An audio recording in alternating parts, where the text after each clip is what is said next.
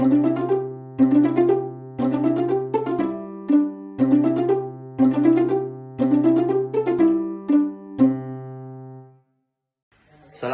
warahmatullahi wabarakatuh. Baik, kami dari kelompok 8 yang beranggotakan 3 orang, yang diantaranya yang pertama Andi Muhammad Mursyid Amin, yakni saya sendiri, dan yang kedua Ashraf Satri, dan yang ketiga Sayyid Muhammad Akil. Di sini kelompok kami akan menjelaskan 3 poin. Yang pertama desentralisasi, yang kedua dekonsentrasi, dan yang ketiga tugas bantuan. Nah, di sini saya akan menjelaskan apa sih itu desentralisasi. Yang perlu kita ketahui yang pertama, pengertian desentralisasi adalah suatu bentuk pemberian kewenangan kepada unit-unit atau pengelola-pengelola dengan tingkat kewenangan yang lebih rendah di dalam suatu struktur organisasi. Sedangkan berdasarkan pada pasal 1 Undang-Undang Nomor 32 Tahun 2004, desentralisasi adalah penyerahan wewenang pemerintahan oleh pemerintah kepada daerah otonom untuk mengatur dan mengurus pemerintahan dalam sistem negara kesatuan Republik Indonesia. Adapun tujuan dari desentralisasi ini yakni pemberian kewenangan dari pengelola teratas dalam suatu struktur organisasi kepada pengelola-pengelola yang lebih rendah. Dalam bernegara, desentralisasi adalah penyerahan wewenang pemerintahan oleh pemerintah pusat kepada pemerintah daerah untuk mengatur dan mengurus rumah tangganya sendiri dalam sistem negara kesatuan Republik Indonesia. Adapun dampak negatif dan positif dari desentralisasi ini. Dampak negatif dan positif bisa kita lihat salah satunya bisa kita lihat dari bidang ekonomi. Adapun dampak positifnya, yang pertama, yakni pemerintahan daerah dapat mengelola sumber daya alam yang dimilikinya untuk dipergunakan bagi peningkatan pendapatan asli daerah atau PAD dan bagi kepentingan rakyat. Adapun dampak negatifnya, yakni memberikan peluang bagi pejabat daerah untuk melakukan praktik korupsi. Nah, adapun contoh dari desentralisasi ini yang diterapkan di pemerintahan Indonesia saat ini, yakni sistem otonomi daerah, yang dimana sistem ini memberikan wewenang dan kebijakan pada pemerintah daerah. Dengan begitu, suatu daerah dapat menjalankan pemerataan pembangunan dan meningkatkan potensi daerah. Nah, itulah tadi pengertian dan tujuan serta contoh-contoh dari desentralisasi.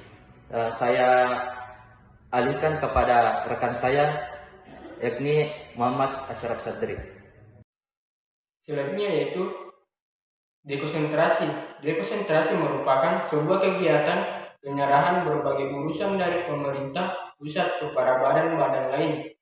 Sumber lain menjelaskan bahwa dekonsentrasi itu merupakan pelimpahan wewenang dari pemerintah kepada gubernur sebagai wakil pemerintah atau kepada instansi vertikal di wilayah tertentu.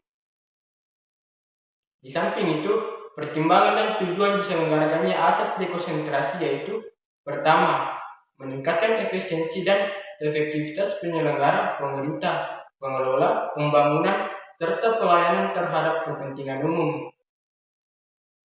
Yang kedua yaitu terpeliharanya komunikasi sosial, kemasyarakatan, dan sosial budaya dalam sistem administrasi. Kelebihan dekonsentrasi yaitu secara politis, eksistensi dekonsentrasi akan dapat mengurangi keluhan-keluhan daerah, protes-protes daerah terhadap kebijakan pemerintah pusat. Adapun pelaksanaan asas dekonsentrasi yaitu diletakkan pada wilayah provinsi dalam kedudukannya sebagai wilayah administrasi untuk melaksanakan kewenangan pemerintah yang dilimpahkan kepada gubernur sebagai wakil pemerintah di wilayah provinsi.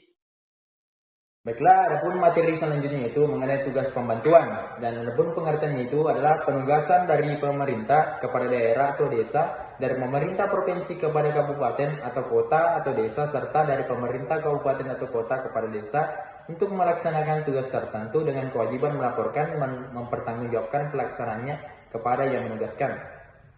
Dan adapun tujuannya, tujuan pemberian tugas pembantuan adalah memperlancar pelaksanaan tugas dan penyelesaian permasalahan serta membantu penyelenggaraan pemerintah dan pengembangan pembangunan bagi daerah dan desa. Yang ketiga, ciri-ciri tugas pembantuan. Dalam Peraturan Pemerintah Republik Indonesia Nomor 52 Tahun 2001 tentang penyelenggaraan tugas pembantuan, terdapat beberapa ciri-ciri yang terkait dengan tugas pembantuan tersebut, yakni yang pertama, tugas pembantuan diberikan untuk membantu pelaksanaan tugas yang bersifat operasional, namun tidak termasuk transfer maupun delegasi kewenangan. Yang kedua, jika tidak disertai dengan pembiayaan, sarana dan prasarana, dan sumber daya manusia yang sesuai dengan kebutuhan, daerah atau desa berhak menolak pemberian tugas pembantuan sebagian atau seluruhnya. Dan yang ketiga, meskipun demikian, institusi pemberi tugas tetap bertanggung jawab atas pelaksanaan tugas pembantuan tersebut. Dan yang terakhir, biaya penyelenggaraan tugas pembantuan yang diberikan oleh pemerintah kepada daerah dan desa akan dibebankan pada anggaran pendapatan dan belanja negara APBN, sedangkan biaya yang diberikan oleh provinsi atau kabupaten kepada desa akan dibebankan pada anggaran pendapatan dan belanja daerah, provinsi atau kabupaten. Sekian dari materi kelompok saya, kurang dan lebihnya mohon dimaafkan. Wabillahi taufiq walhidayah. Wassalamualaikum warahmatullahi wabarakatuh.